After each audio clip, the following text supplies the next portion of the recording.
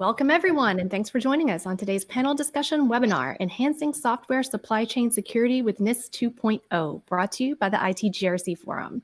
I'm Kelly Vick, the host of the program, and it's my pleasure to welcome today's speakers. Our moderator is Colin Whitaker. Colin is the founder and director of Informed Risk Decisions and has over 30 years experience in cybersecurity, and he currently provides cybersecurity risk consultancy services to a wide range of public and private companies. Colin has presented on information security at major events around the world and has published a number of papers on security. And on the panel, welcome Josh Bressers, Vice President of Security at Anchor, Sasa Geller, Chief Trust Officer at ReversingLabs, Michael Silva, Senior Solutions Architect at Asterisk Security, and Paul Asadorian, Principal Security Evangelist for Eclipsium and the founder of Security Weekly. We'll get into introductions in a moment, but first, a short housekeeping video. We'll be right back after this. The IT GRC Forum, educational content for governance, risk management, and compliance professionals. A forum for thought leaders to address today's GRC and IT security topics. Taking that threat intelligence and using that as an overlay in your existing systems becomes really important. There is a big difference in service providers versus other third parties that you might be providing data to. But it highlights organizations' lack of preparedness for situations like this. Here are some housekeeping notes to be aware of. This webcast is interactive and we want your questions. Please submit these at any time using the Questions tab, and we'll address as many of these as possible during the webinar.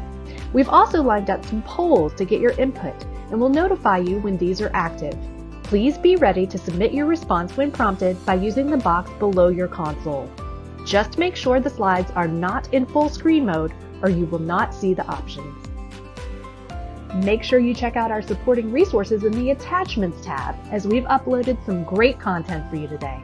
We want to hear from you, so don't forget to leave your feedback and comments. We take feedback seriously, and it helps us plan for future programs. This webinar is approved by NASBA. To qualify for CPE credit, you must demonstrate participation by attending the full session, responding to the polls, and by rating us at the end.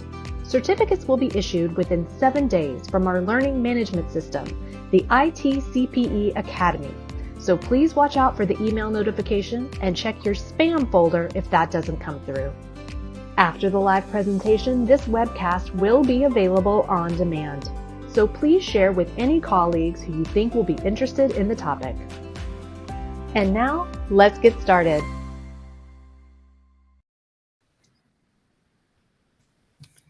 Okay, so on today's session, we'll delve into how third-party risk management can reduce annual loss expectancy from third-party related adverse events.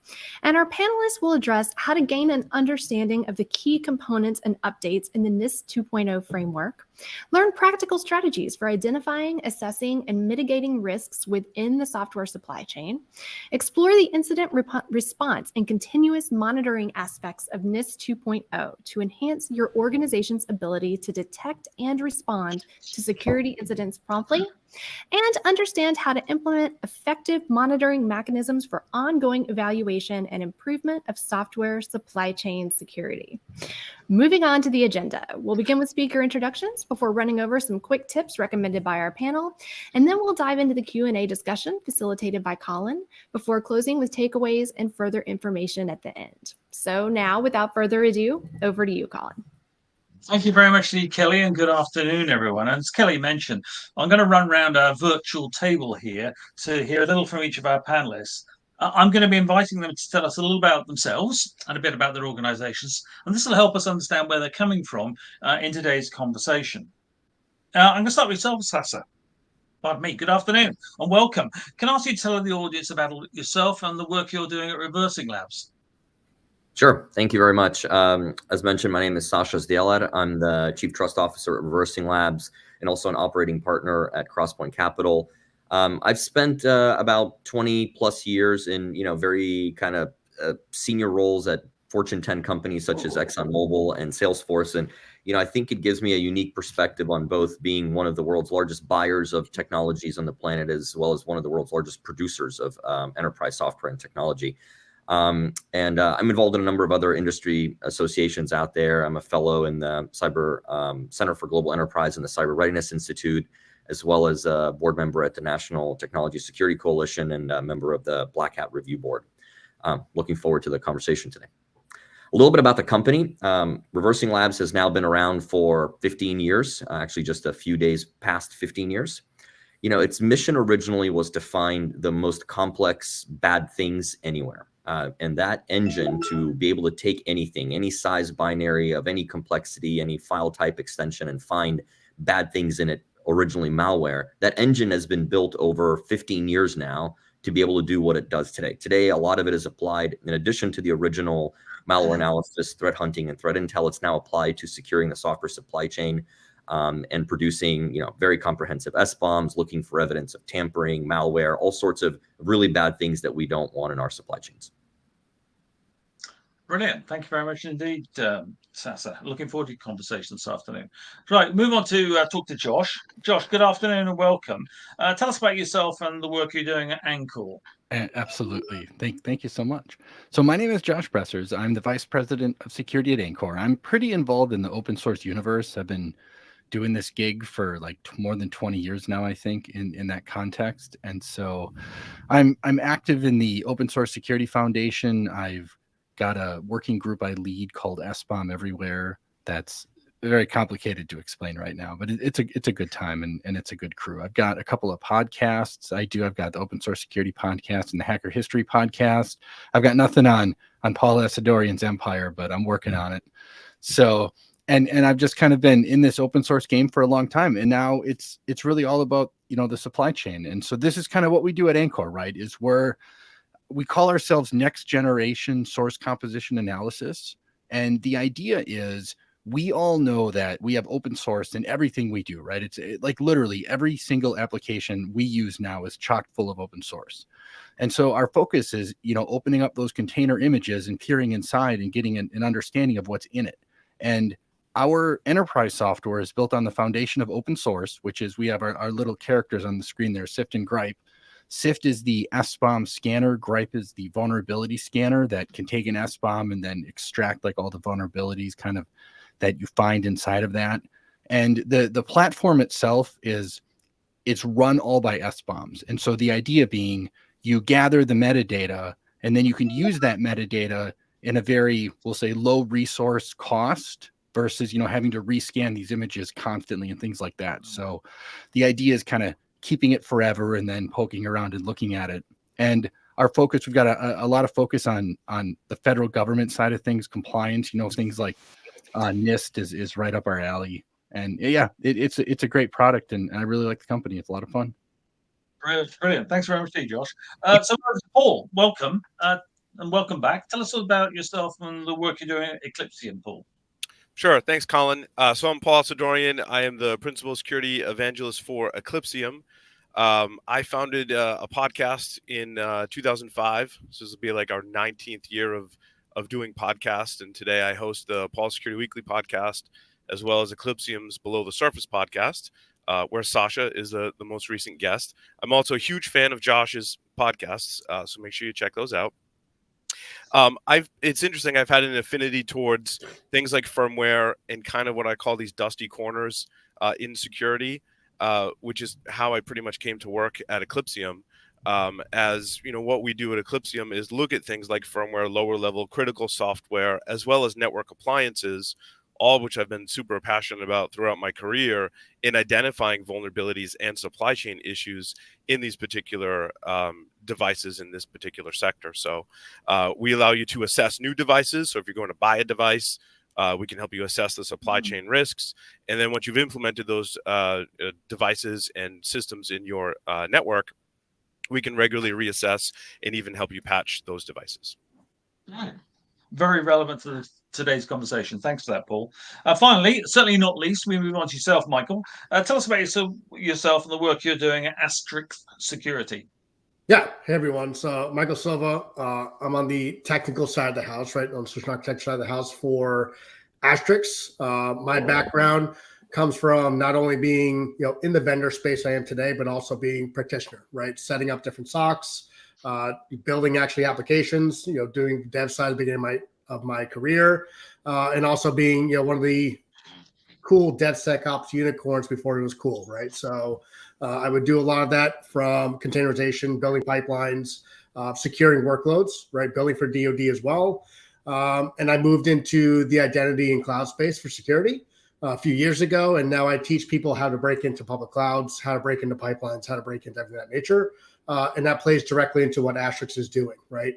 So Asterisk has a emerging market right now are doing the non-human identities. What we're actually looking for in this software supply chain are all these non-human identities that are not just coming within the workloads, the different keys that are being put out there, the app-to-app connections, anything that really can't be, no humans really involved in these different portions, but also platform to platform, right? Understanding what it means to tie things into your GitHub, your on-premise applications, your different cloud environments, and the impact of those different scopes and the configuration around them. Brilliant. Again, superbly relevant for the conversation we're going to have. So thank you very much indeed. And I think everyone appreciates we've got a really good crop of talent around the panel this evening to discuss this very important issue. And as everyone knows, if they listen to these podcasts before, the first thing we do is invite our panelists to come up with what we like to call quick tips. And these tips are really to basically get you going, the initial steps in this space and things that are really important. So if you don't take it away, take this away. And these tips are all about this evening are all about recognizing that the software supply chain attacks take advantage of the gaps that you can't see. The supply chain is everywhere, and we've got to recognize how we deal with it. Verifying device integrity and trust, and identifying the underlying elements in the software supply chain. And I'm going to bring each of the panelists in to tell us a bit more about their particular tip. And I'm going to start with yourself, Sasha. Where are the visibility gaps in our software supply chain, do you think? Yeah, I think it's very interesting how the conversation has started, because I think for most people, when they hear software supply chain, I think as an industry, we tend to orient our thoughts towards open source, and there's certainly a tremendous amount of supply chain concern that exists in open source. But if you ask, and I would invite the folks who are attending this webinar to ask themselves, last time you did an ERP replacement project at your company, did you pick something open source, or did you go with Salesforce or SAP?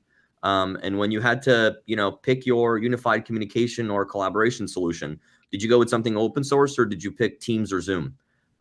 Is your corporate value chain, such as order to cash and hire to retire, are those on open source, or are they on commercial packages? What about your treasury management system? Is that an open source package, or did you go with something commercial? And I think the answer to all of these is they're all commercial packages.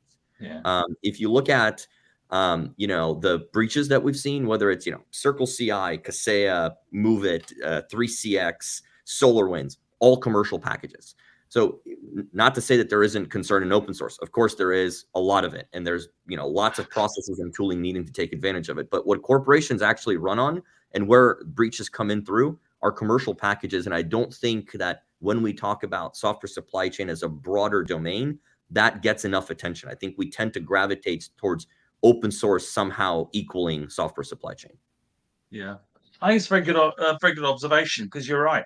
We all do invest incredibly in commercial packages, and they can be just as bad for your software supply chain as open source ones. So that's a very relevant visibility gap to bring to people's attention. So thank you for that, Sasha.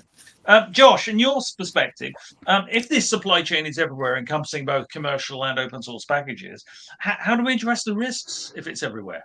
Yeah, I mean, that's a great question. And ironic, Sasha and I did not coordinate on this messaging in any way. And I think it's ironic that it fits together so nicely. But it's a common problem for almost anyone paying attention, right? There's your commercial applications, you've got your open source applications. There's even part of it, something that isn't often talked about, is like your CI/CD systems, your development systems, the things you're using to build your applications. There's so many pieces to this puzzle. And so it becomes an enormous challenge. And I mean, from like the GRC perspective, right, we're talking about trying to understand and manage risk. And I think anytime the supply chain conversation emerges, there's a lot of talk about trying to manage risk and not a lot of talk about trying to understand that risk. And fundamentally, if you don't understand it, you can't manage it. I mean, that's just like classic risk management, right? It amuses me when I look back to, 15, 20 years ago when kind of the whole like GRC and risk management space was starting to grow and evolve.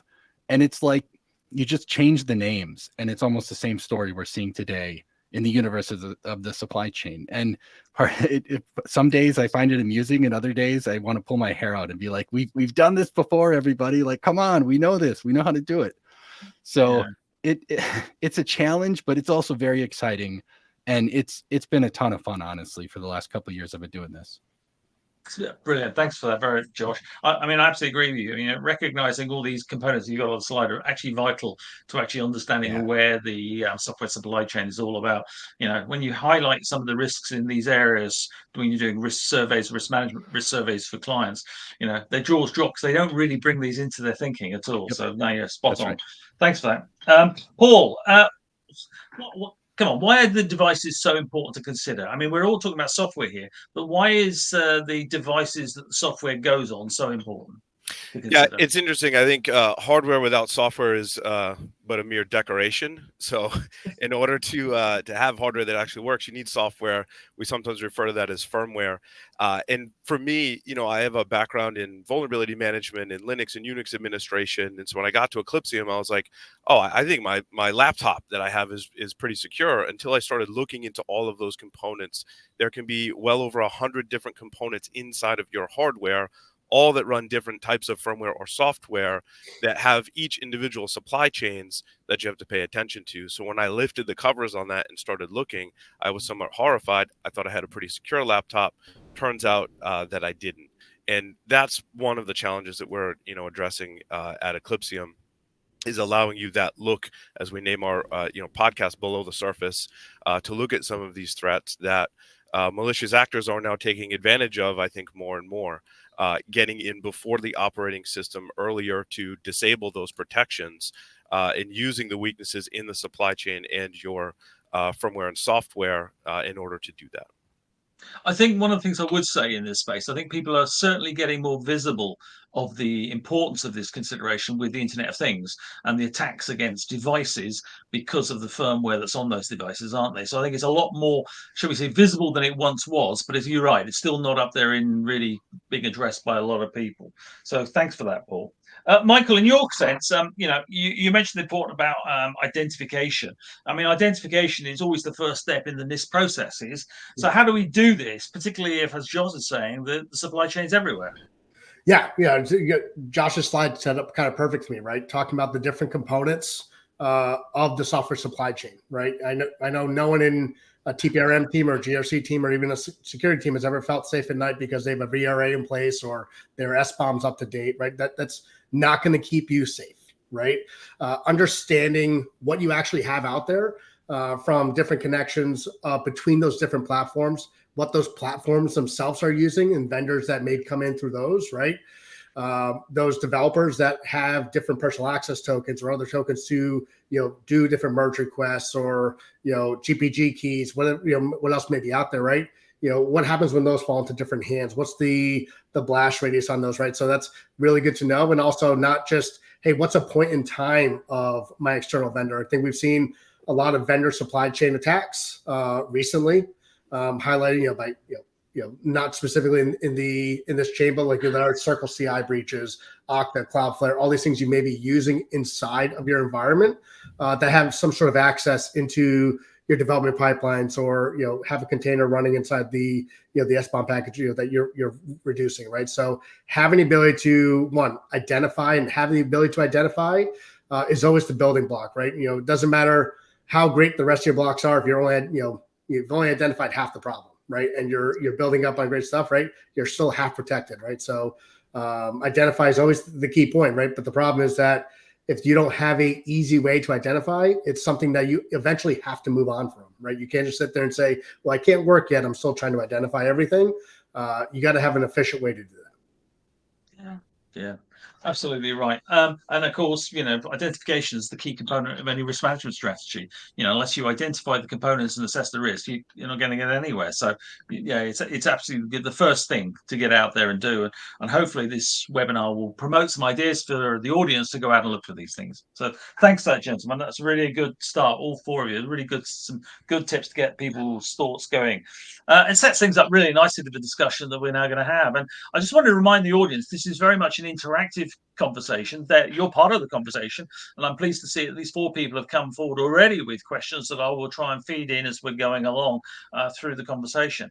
And I'm going to stick my nail my flag to the mast right from the get-go, because most of 3 of my clients at the moment are software development companies, and they are confronted by many of the issues that the panelists are supporting big clients, asking my little clients how they're doing in managing and developing their software.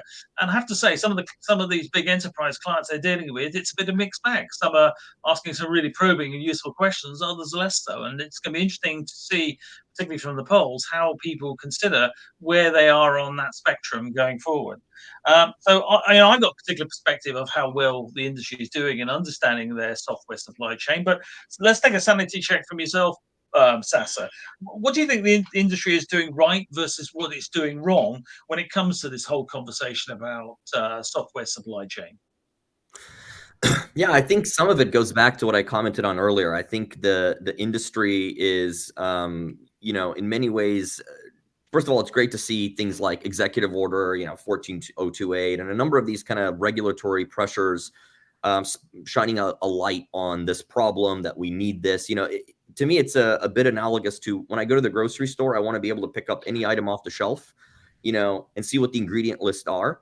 And then decide, are those things that are good for my system? Do I want to put that into my system or not? I think it's great that we're pushing the industry in a direction that says, I want to have the same type of transparency and choice for the software that I bring into my system, my environment at work. So, I think the push is correct, and the call for greater transparency is correct. I think where we're challenged still is in the space of accountability, or who is liable when the software is still bad. I think we're kind of having 2 different conversations. We're saying, look, producers should be giving us secure software that's free of these negative characteristics. However, we're still holding CISOs accountable for the security outcomes that a piece of software, whether purchased or developed, has in their environment.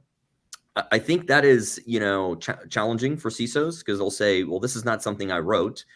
I don't have enough control or transparency today to really have comfort or enough controls that is not going to lead to a SolarWinds situation in my environment. But at the same time, I think the regulators rightfully recognize that it's going to be pressure from the buyer side that's going to lead to change, right? When the buyers start asking for better and what better looks like, that's what's going to force the software producers to put out better product.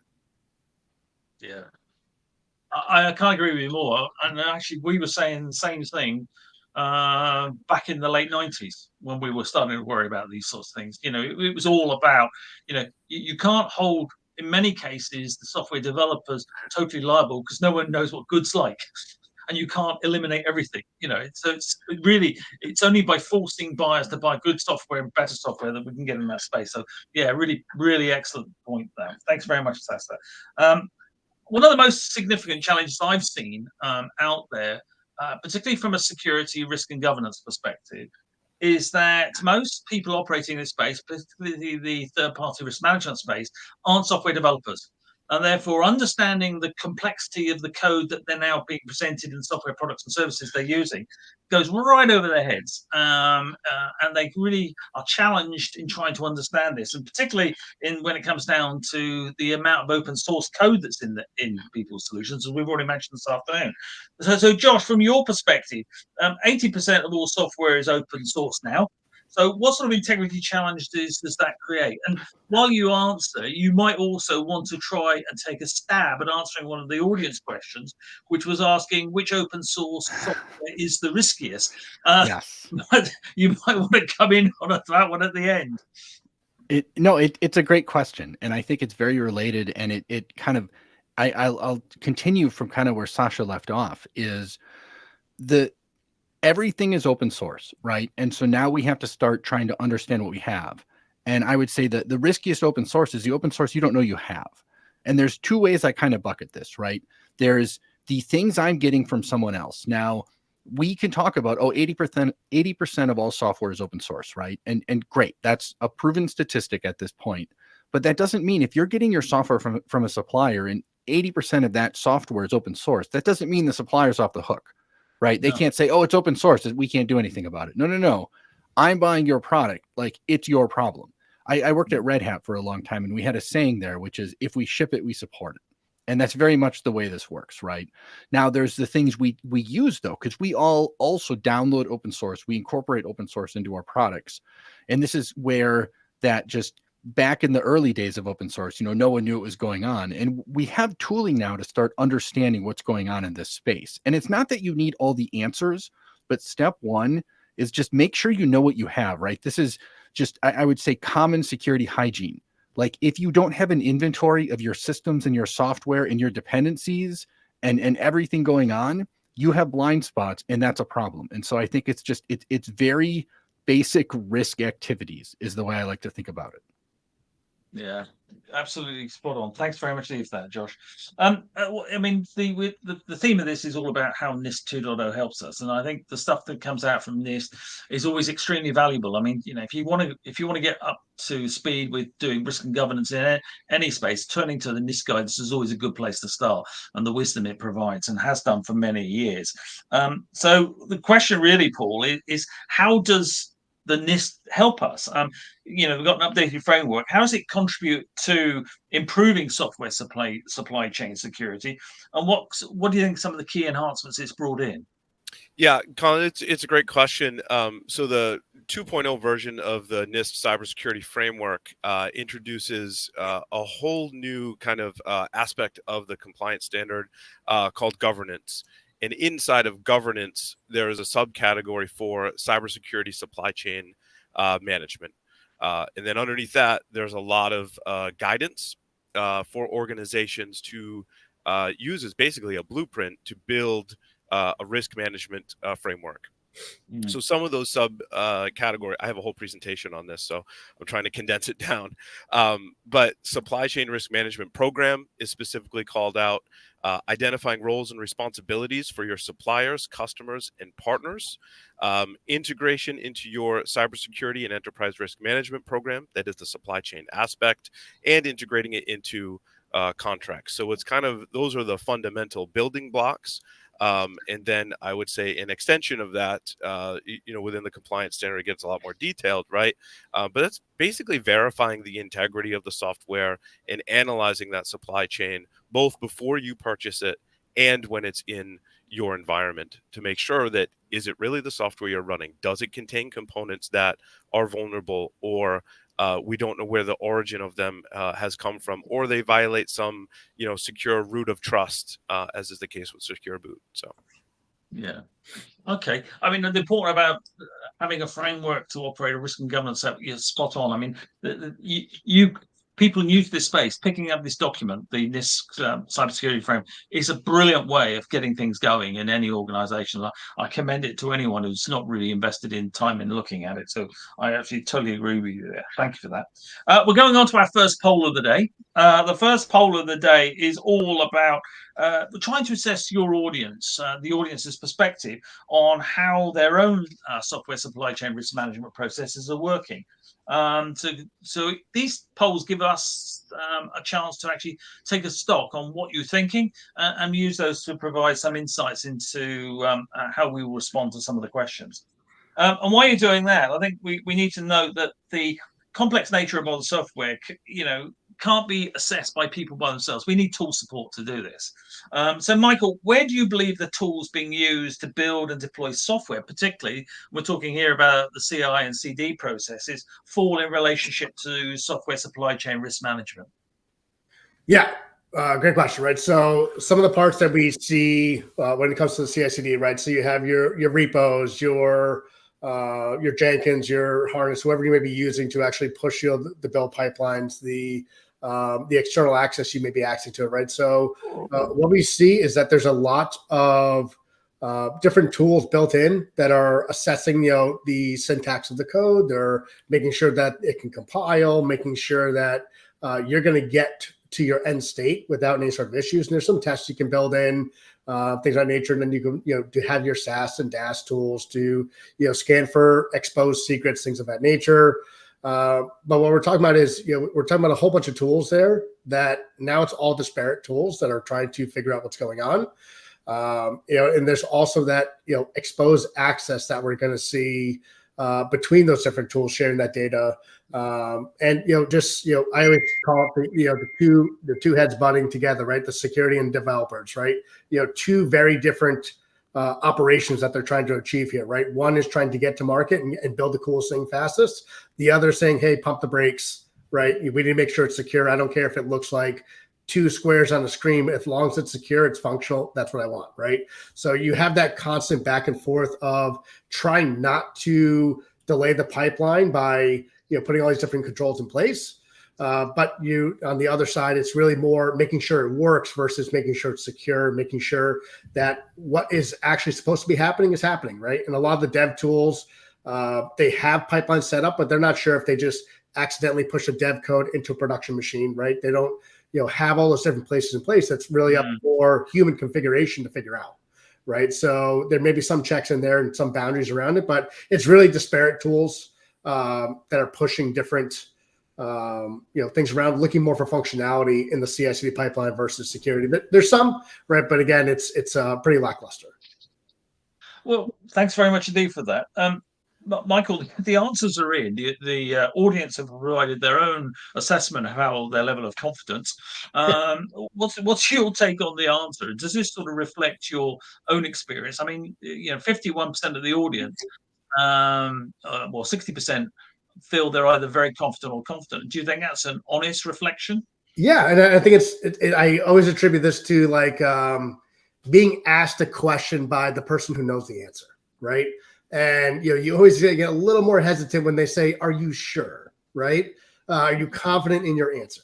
And what I see here is what I typically see talking to Fortune 50, Fortune 100 companies is, hey, we have a really good part in place, and we're confident that we're doing. I'm hoping everyone said confident, very confident, right? I see there's some not sure being done, not confident at all, right? Hopefully that just means you're not part of the process. It's not that you're part of the process and you don't really know what you're doing.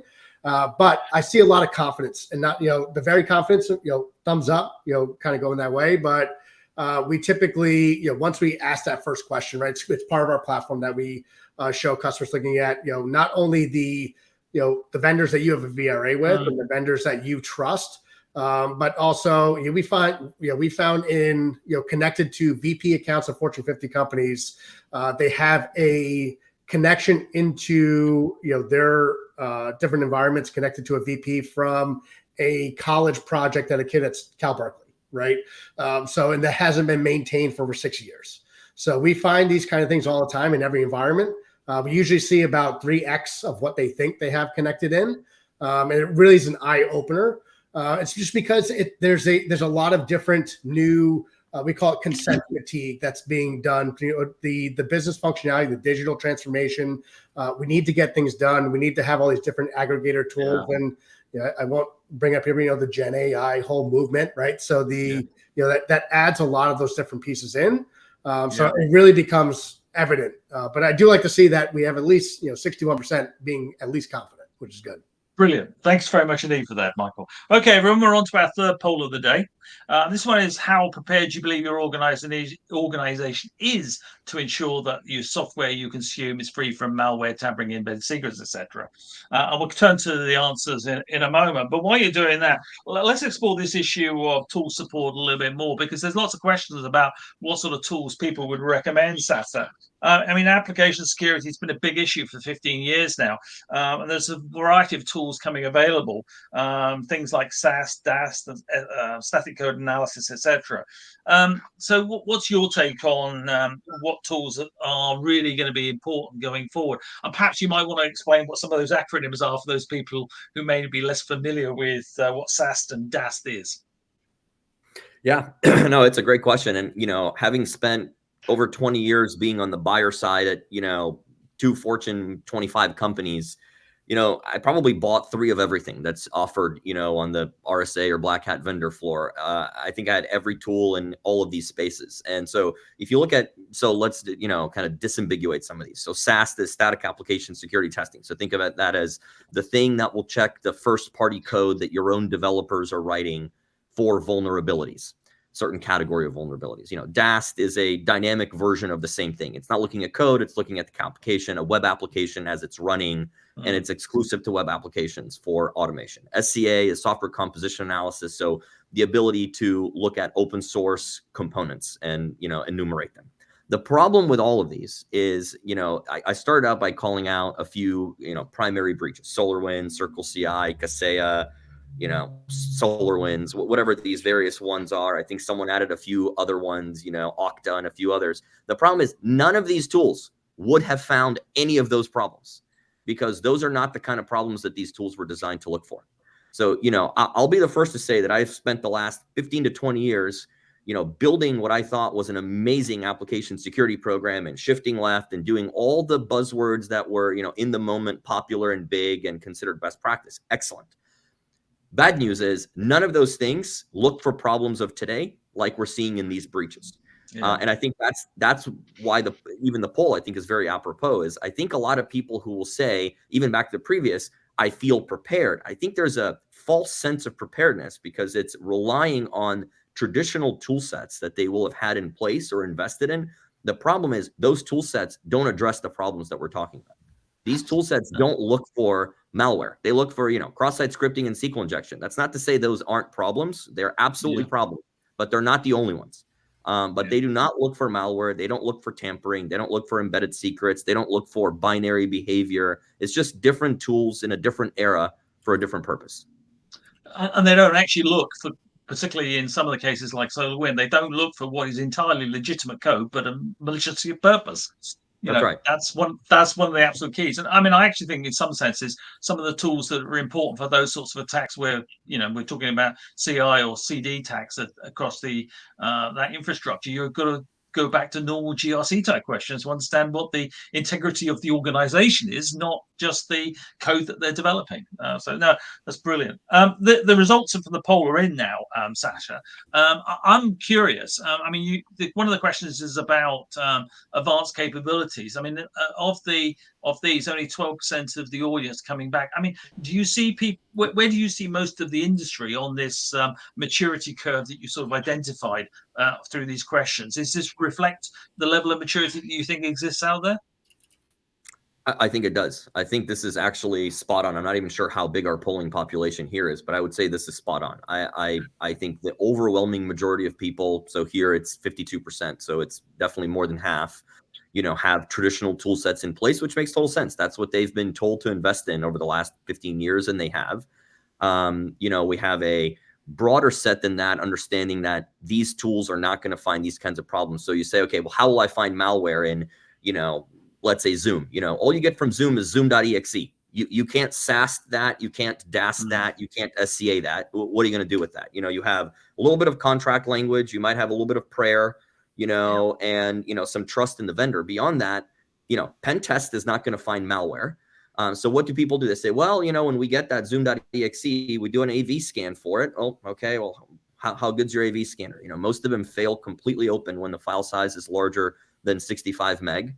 And they don't take a look at all, or they go 1 or 2 levels deep. And so I think this is predictable. People have almost exclusively things they've invested in over the last 15 years. Some do a little bit more, like AV scans and things like that. And then a very small, 12% is probably pretty reflective of, the companies coming up with kind of new standards of due care and diligence. And this is what we're now seeing. Especially software producers are starting to be asked for SBOM because of the federal regulations. And so this is a growing segment.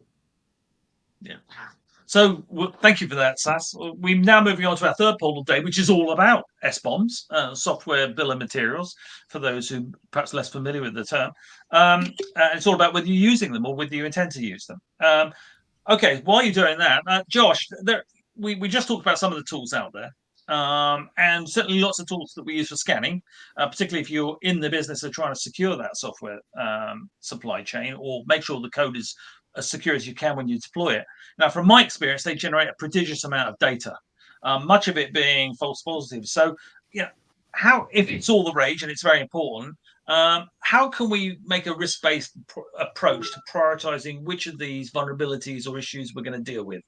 Yeah, I mean, that's a great question. I think your note about false positives is a great point, and that is getting a lot better. I think some of the early tools did a very bad job of teasing out like what was actually going on and having good data.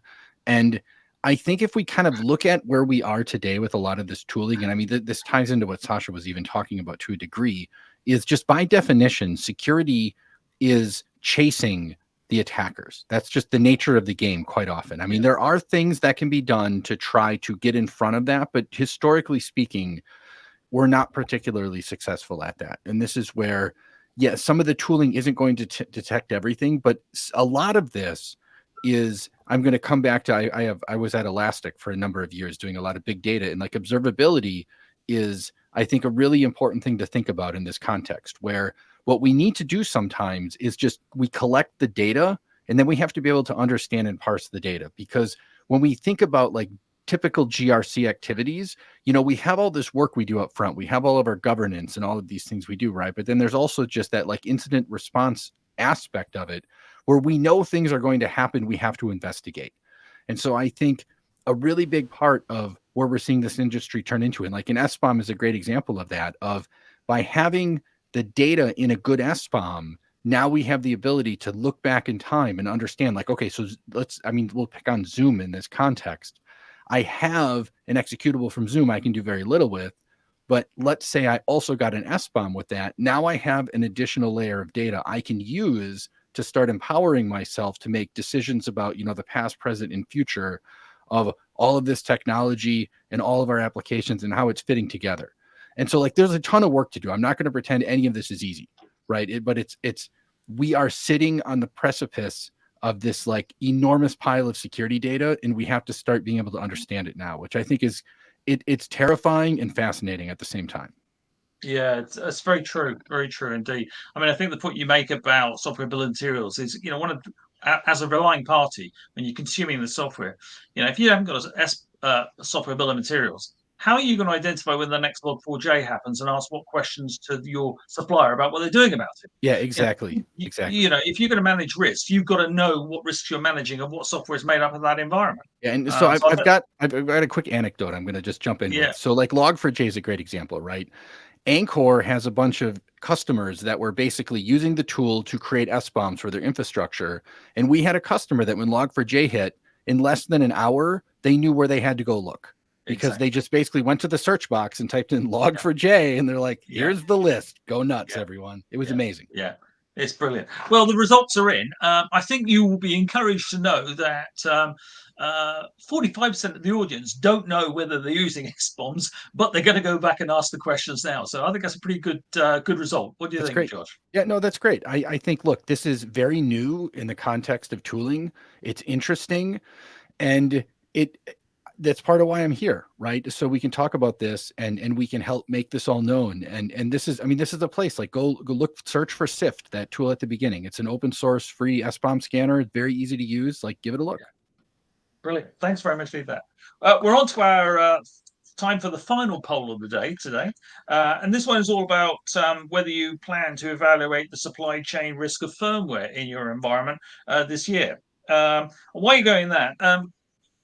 In order to take NIST CSF 2.0 on board, which is an excellent starting point, how do you go about implementing the guidelines to enhance risk within your organization, Paul? Yeah, I think it's really three things when the rubber meets the road. I think the first is integrity. So is the software or firmware that I'm running the same as a known good sample? And comparing those two, is the network appliance have some new software like a PHP shell that was added to it that isn't in a known good sample? So integrity is certainly one thing. Baselining is the other thing. I like to use baselining. That basically it answers the question: is what I'm running today different from what I'm going to be running tomorrow? So I use this example in your bootloader, right? If your bootloader has changed and you haven't applied a software update, then you likely have a problem. and I often alert on that on that specific condition because something's changed that shouldn't have, and that could be a bad day. The third thing is verifying your roots of trust. So this could be, is your TPM and BitLocker enabled and configured correctly? Yeah. Is your secure boot root of trust, and is that configured correctly on your system? Brilliant. Paul, the answers are coming in nicely now. So what's your take on the answers? Do they reflect your own experience? Yeah, I think from the last time we've done polls like this, we're slightly trending upwards. And I think, as you kind of said it during the beginning, Colin, that these firmware and supply chain risks are becoming more top of mind for people. So that's good to see. Yeah, it's good. It's encouraging. We should have had last time we asked this question Right. and see what the answer was, and we could compare and contrast. No, but I'm very pleased that people are investing in actually looking at this problem. It's really, really encouraging. Thanks very much, Lee, for that. We've already discussed the issues of CI and CD issues, continuous integration, continuous deployment stuff. And we know that there are threats out there. And someone has asked this very particular question of what threats have we seen. So let's turn to Michael. What can you talk about some of the attacks that we have seen which support the damage and issues and the threat that's being directed towards CI and CD processes? Yeah, it's in just we were talking about earlier, right? Sasha's talking about there's no tools out there in the current traditional tool set that are looking for these types of breaches. Shameless plug, we are right at Astrix, right? It's one of our main go-tos for what we're doing, right? And the reason why we're doing it is we're looking at the behavior of identities between vendors and also between supply chains, things of that nature. And that's the important part. And what we're seeing is deployed keys, tokens. So you just think of the Okta breach turned into the Cloudflare breach, right?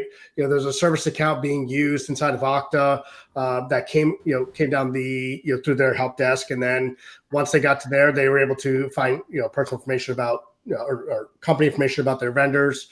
They got to Cloudflare. There's 5,000 tokens exposed. They forgot to rotate 4, and one of those those 4 tokens are the ones that got taken. Right now, we start the clock again. Right, there's another attack, so you can see how they're starting going down. And what we're seeing a lot is Circle CI had a breach. All those different pieces where, and those are just. And what I like to always point out is those are just the companies that have the financial responsibility to publish. Right, there's these things happening all the time. Right, these are just the ones that had the fiduciary responsibility to say, "Hey, we had a breach. We have to tell you we're publicly traded." All those different pieces, right? Or the fact that they even caught it, right? So that's the other piece that we're seeing is that code leakage or the ability to manipulate a pipeline, the ability to inject different containers into the pipeline that now give them a backdoor into your system, right? So we're seeing a lot of these different pieces take place, but it really all comes down to the identities, right? The identities having the ability to manipulate the different environments. And the problem with and I saw the question about a little earlier about what does the non-human identities mean in the software supply chain, right? What we're talking about is tokens, webhooks, OAuth apps, machine identities, all those different roles that are being used that are unfettered, right? And the reason why they're unfettered is the fact that they don't have MFA tied to them. They don't have an RSA key in their pocket they pull out every time they need to run a pipeline, right? They don't, it's very tough to look at them.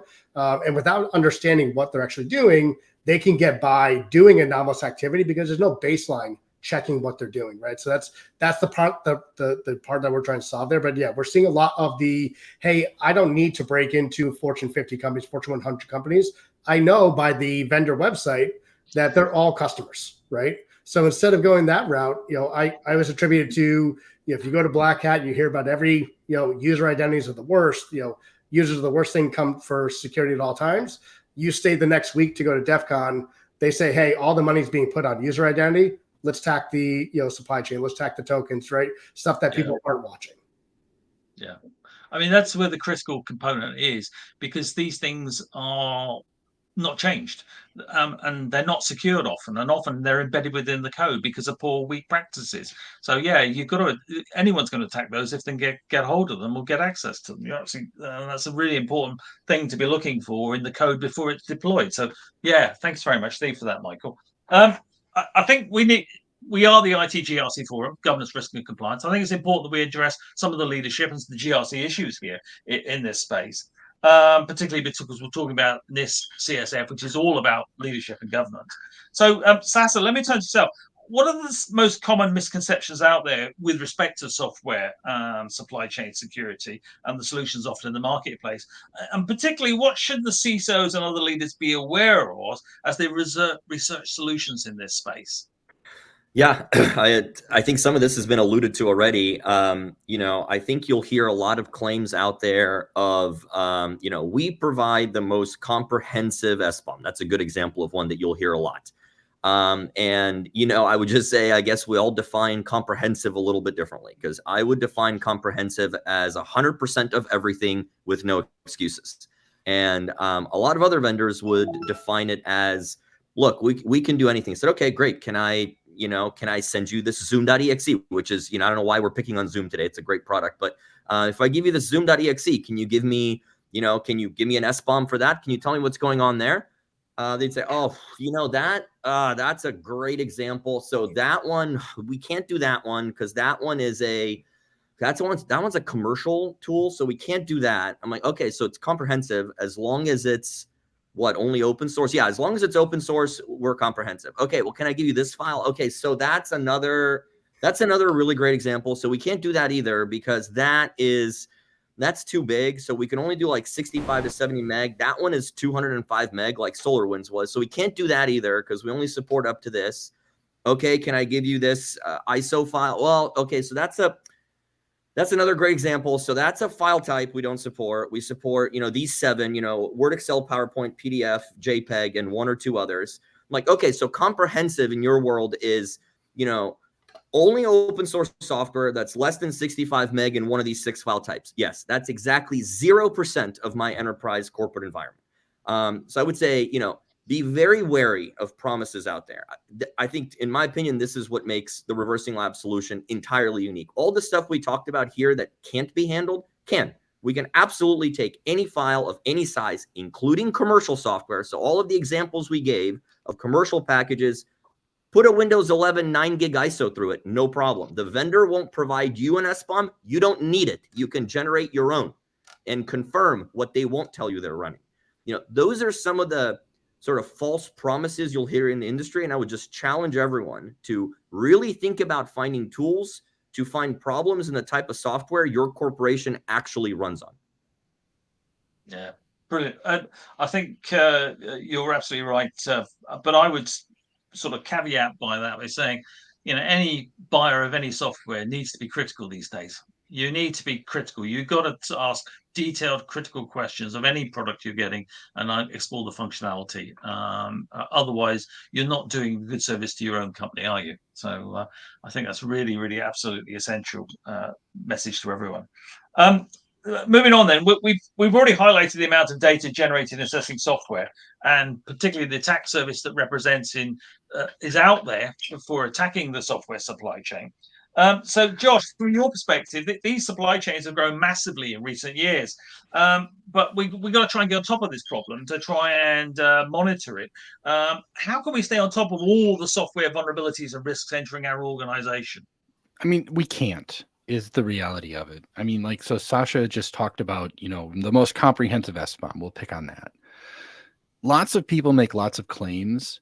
And I mean, fundamentally, at the end of the day, we have problems we need to solve, and we need to find the tools that help us solve these problems. If you make something like your goal being, I have to stay on top of every possible vulnerability that exists, that's a goal you can only fail. I mean, we see this time and time again, especially in security, where we don't create realistic goals and environments for ourselves. And so failure becomes the only option. And I think this is an instance where, yes, there's an enormous amount of open source. There's an enormous number of vulnerabilities. I mean, to be perfectly honest, we're probably tracking less than 10% of the actual vulnerabilities in our software. It's just we're constrained by so many human bottlenecks in all of this process. And so, I mean, at the end of the day, you need to understand, what is your organization? What are you trying to protect? And how can we take best advantage of the resources we have? Because we also don't have infinite people. We don't have infinite money to deploy every possible tool that exists, right? And so you talk like this and it sounds daunting and all we can do is fail. But the reality is we have to set ourselves up for success, right? This is where understanding your tooling, understanding what it does and doesn't do, because it doesn't do everything, no matter what that salesperson told you.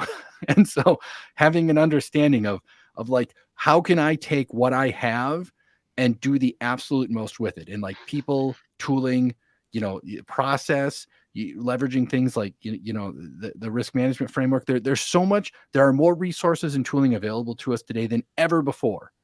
And so like, what can we do with it? It's tough though. It's tough. Yeah, it is very tough indeed. And the idea of actually trying to prioritize some of these issues by actually understanding what they're doing and representing. I mean, it's tough for the buyer, but it's equally tough for the developer of the software, isn't it? Yeah. The software developers themselves, they're confronted with scans coming out with a whole range of findings, which they then have to assess individually as to whether they expose their software or not, don't they? Oh, they don't assess it. If it has too many findings, they're just like, nope, we're done here. Like they either ignore it or they waive them all. And right, that's part of the challenge we have, is we have to make sure we give like real actionable guidance to the developers we work with, or they're going to disregard everything. Well, I'd like to say I help my clients by actually trying to prioritize in a reasonable way and assess the vulnerabilities. But aside from the software developers there. Brilliant. Okay. One way of reducing the size problem is to recognize that many of us are using the same software products and services. I mean, Sasha already mentioned the number of people using things like Salesforce, et cetera, out there. We're buying all this commercial software like SAP, et cetera. So from your perspective, Paul, what role does industry collaboration and information sharing help in both leveraging the 2.0 framework and help reduce and address threats and vulnerabilities in the software supply chain?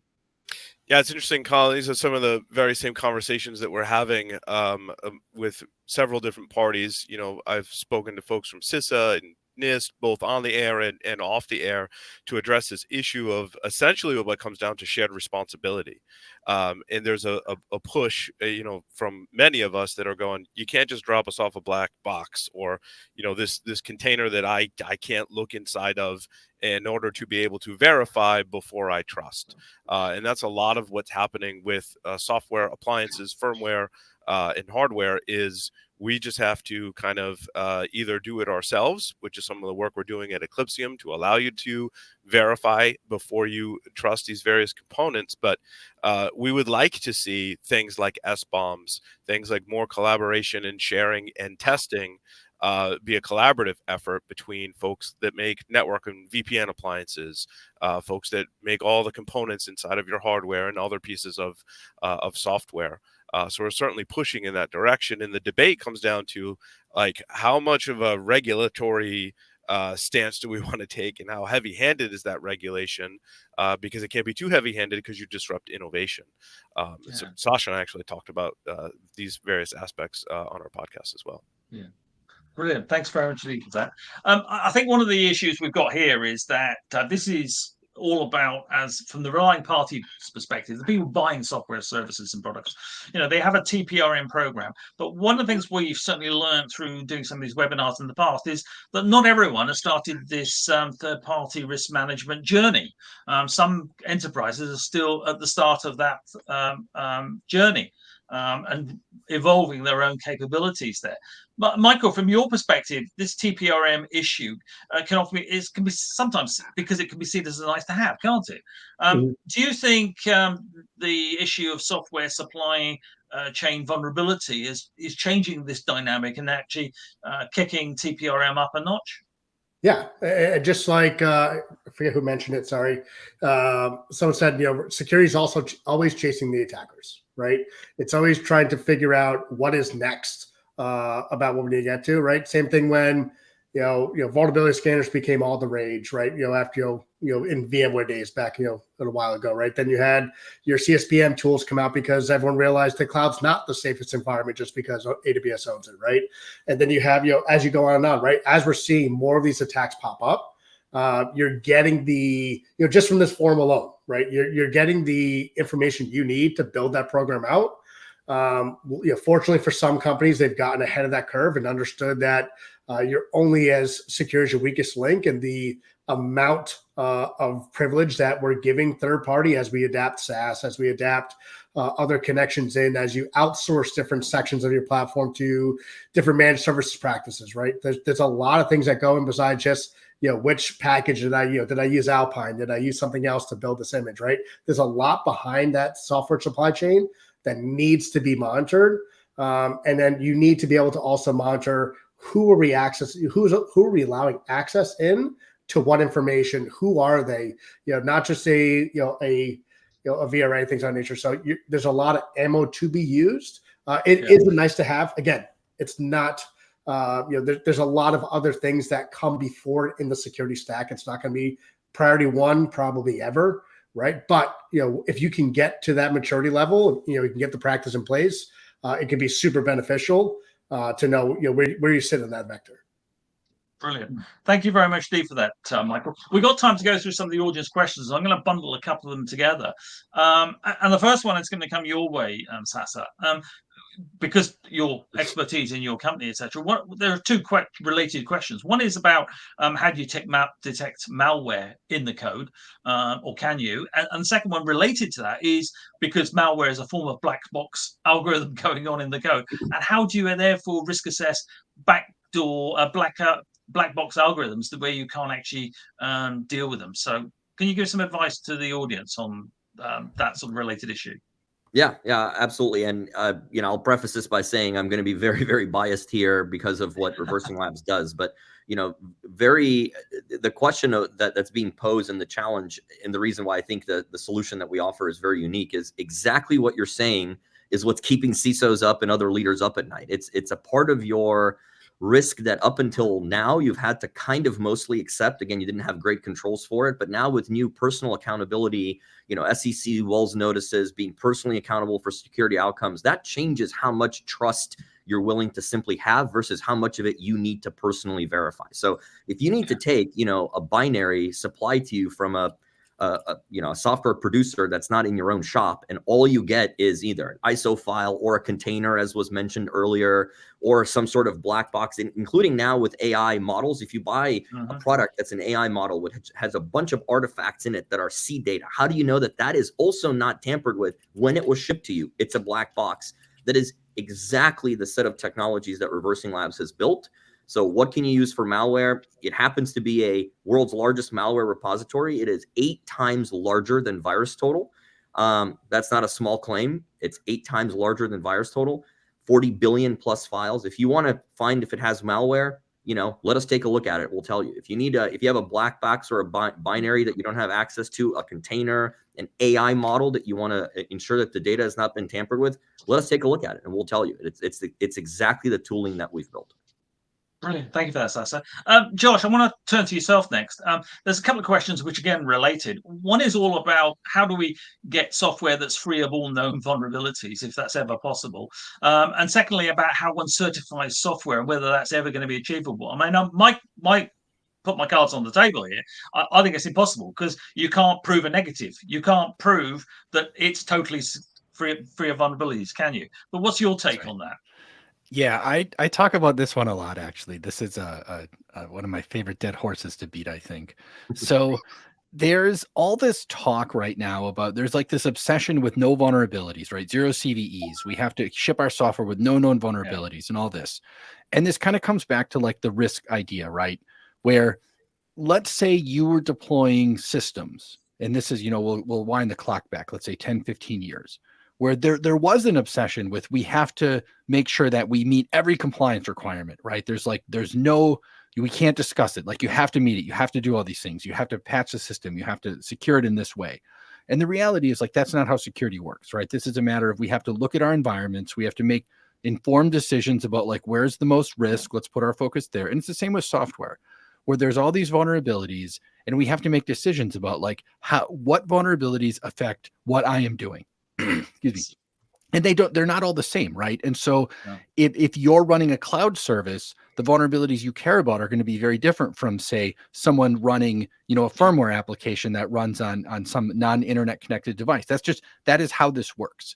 And so I unfortunately don't have like a good answer for you. I think this is the industry that is emerging in this space right now is starting to have this ability to understand, like, how do we, put all these ingredients in the pot and get the stew we want?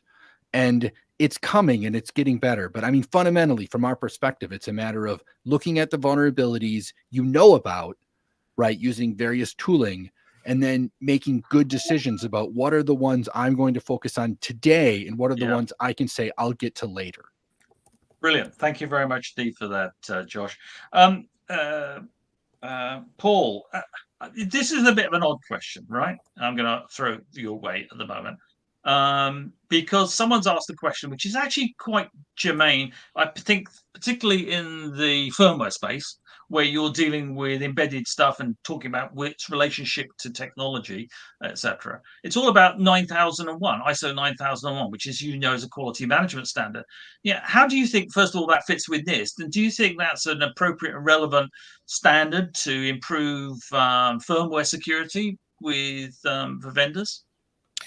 Yeah, I'm not sure if that is the appropriate standard. Some of the conversations that we've been having in order to gain improvements in this space, given the, I think, overall in history and probably today of firmware security issues, is, I kind of use the FCC as one example, where if there could be independent third parties that can help validate this firmware and or software to a certain standard and get some kind of certification for it, that would be a huge step in the right direction. Sasha, I think you talked about yesterday when we chatted, was it ECRA? Did I get that right?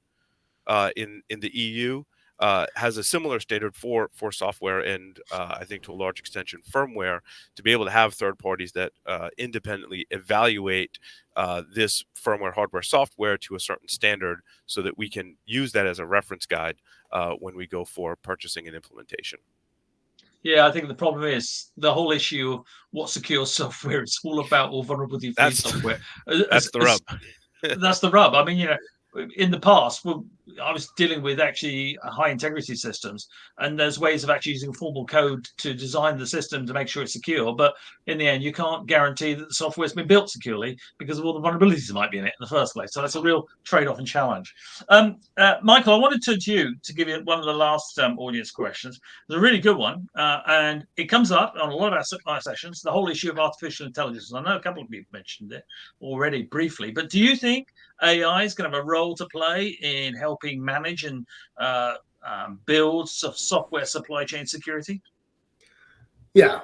So AI is a fun one, right? We start to get to that topic of, where does it fit in the supply chain? Where does it fit in security? Where does it fit in, release management, all those fun things, right? The problem behind AI, right, is still, it's at the core of it, it's still information that's being processed by a machine that needs to be fed, right?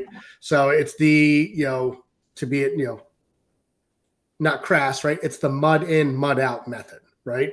If you're not putting the good standards and good practices in place, it doesn't matter if it's a machine doing it or a person doing it. It's just going to create that mud faster, right? That's all it's really going to do. So what we want to be able to see is, are the LLMs that you're putting into place, are they correct, right? Are they following the correct method specifically for your organization, your policies, everything of that nature? But they are going to, another piece of it is, they're inherently going to be creating more connections, right? They do a lot of things in parallel, which is great.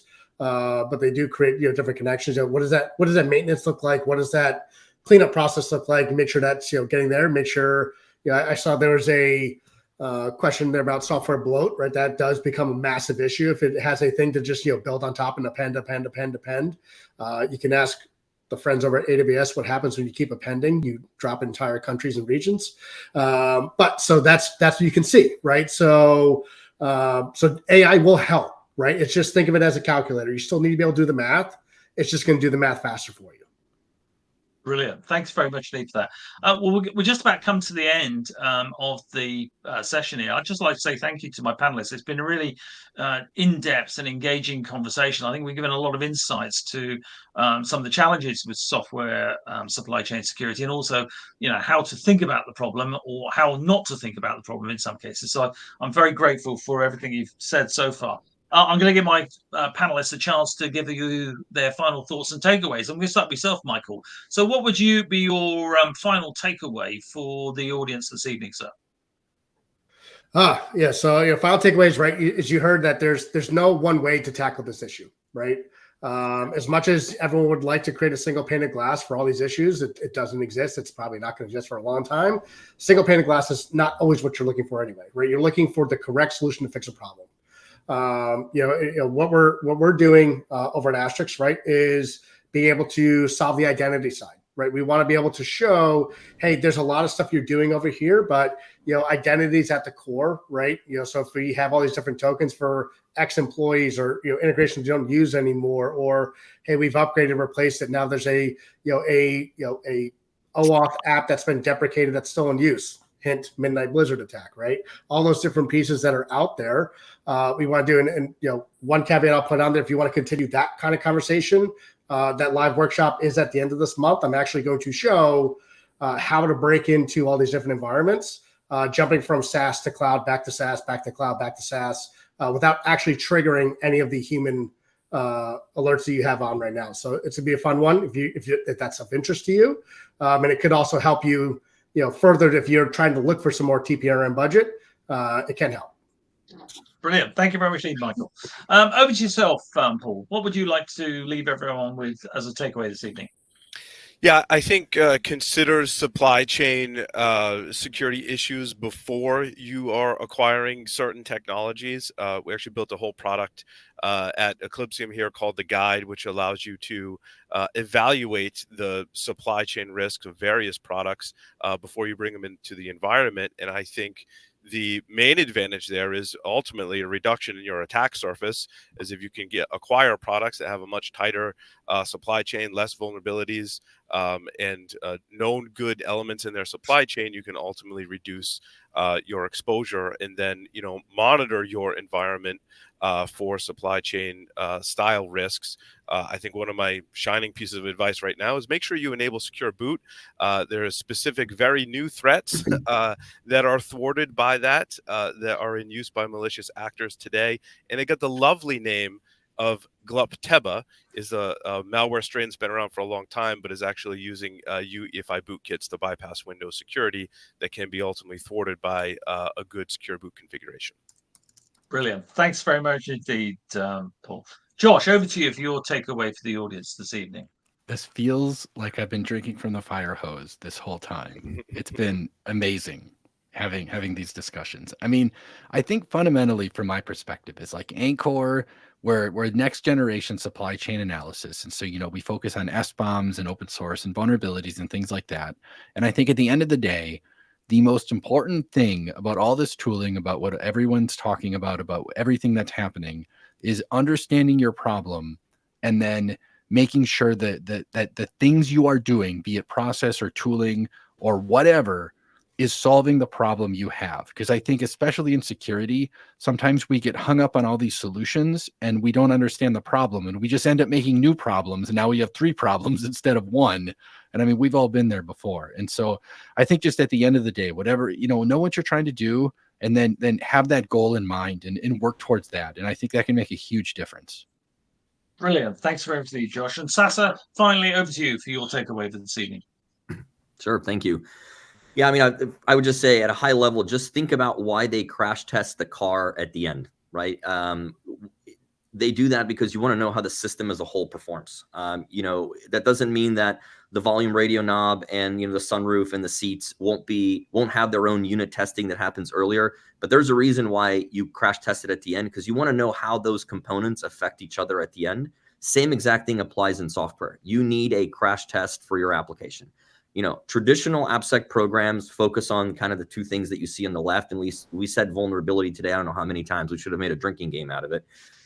That could not be less the totality of problems in software supply chain. So we think of software supply chain security as all of these additional components. Does it have embedded malware? Has it been tampered with? Are there secrets or other sensitive information being leaked? Is it cryptographically sound? Do you have appropriate build and compile time, hardening and configurations in there? Is the container secured properly?